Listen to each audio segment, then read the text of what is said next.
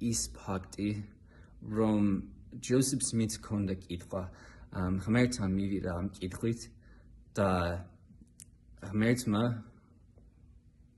ღმერთმა მას უპასუხა და ამას იხილავთ, ამას ნახავთ, როდესაც ჯოსეფ სმითის ჩანაწერს წავიკითხავ. ჯოსეფ სმითის ახლო არემარეში იყო ძალიან მღელვარე ინტერესი რელიგიასთან დაკავშირებით. იყო ძალიან ბევრი სექტა და ძალიან ბევრი ადამიანს ჰქონდა ინტერესი რელიგიაში. მაგრამ ჯოსეფ სმითი დაუკმაყოფილებელი დარჩა, რადგან ვერც ერთმა ვერ მისცა მას პასუხები მის მნიშვნელოვან კითხვებზე, რაც როგორც ადრე წავიკითხე, ეხებოდა მისი სულის ხსნას, მონანიებას და აუცილებელ წესჩვეულებებს ხსნისთვის. ჯოსეფ სმითმა თქვა, ამ დიდი მღელვარების ჟამს გონება მომართული მქონდა სერიოზული განსჯისა და ძლიერი შფოთვისკენ, მაგრამ მიუხედავად ჩემი ღრმა და ხშირად მხურვალე გრძნობებისა, მაინც განძე ვიდექი ყველა ამ ჯგუფისგან. თუმცა შესაძლებლობისამებრ ვესწრებოდი მათ სხვადასხვა შეკრებებს. მიუხედავად იმისა, რომ ჯოსეფ სმითი არ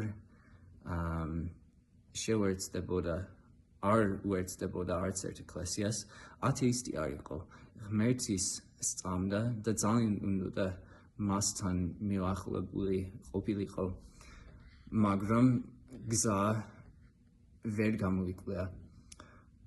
თუმცა იმ დროს, ეს ჯოსეფ სმითის სიტყვებით, ვიყავი რა ასეთ მძიმე სულიერ განცდებში იმ რელიგიური ჯგუფების და პირისპირების გამო. ერთ დღეს იაკობის წერილის კითხვისას პირველი თავის მეხუთე მუხლში წავიკითხე, თუ რომელიმე თქვენგანს აკლია სიბრძნეს თხოვოს ღმერთს, ყველასთვის უხვად და დაუყურებლად გამცემს და მიეცემა.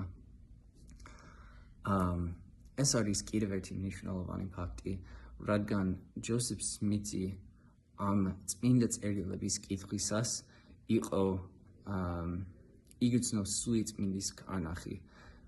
ღმერთმა მოგცა წმინდა წერილები, რაც ჩვენ რა თქმა უნდა ყოველდღე უნდა შევისწავლოთ, რათა ჩვენ ვიგრძნოთ სული წმინდის გავლენა. ანუ რასაც წავიკითხავთ წმინდა წერილებში, ძალიან ლამაზია და ძალიან მნიშვნელოვანია და კიდევ უფრო მნიშვნელოვანი არის ის, რაც ნაკარნახს მივიღებთ სული წმინდისგან. რადგან როდესაც ჩვენ დაუთმობთ დროს და წავიკითხავთ ღმერთის წინასწარმეტყველებების სიტყვებს, ჩვენ ვიწვევთ სული წმინდას, მოვიდეს ჩვენთან, მოდითო მიკარნახეო, მითხარი ღმერთის ნებაო და მე შევასრულებ.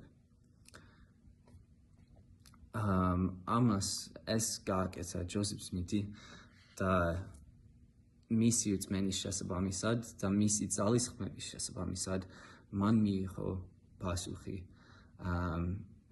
რახანეს ცოტა გრძელი გახდა უკვე, ხვალ მეც ვისაუბრებ ამაზე, მაგრამ შეგიძლიათ წაიკითხოთ ეს ძვირფას მაგალითში, რაც არის კიდევ ერთი წმინდა წერილების ნაკრები ჩვენი ეკლესიისა, იპოვება სახარების ბიბლიოთეკის აპლიკაციაში.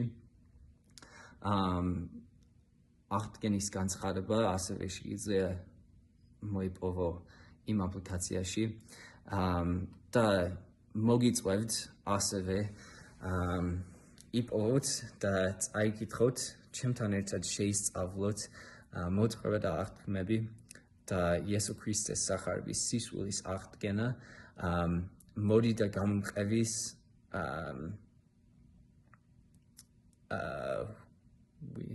მოდი და გამყევის წიგნით ანუ ეს არის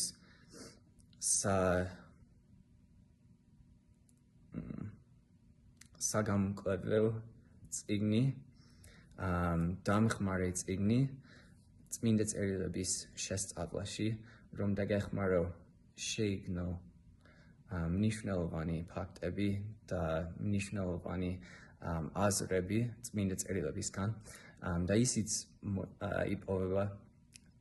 იპოვება სახარების ბიბლიოთეკის აპლიკაციაში შემდეგ კვირას მეგიჩვენებთ სწორედ ადგილას ყველა ამ მასალებისა მაგრამ მანამდე გისურვებთ კარგ დღეს გისურვებთ ღმერთის მადლს რაც თქვენს იპოვოთ პასუხები თქვენს დღევანდელ კითხვებზე და სულიერ კითხვებზე და ამას ვამბობ იესო ქრისტეს სახელით ამინ ნახვამდის ყველამდე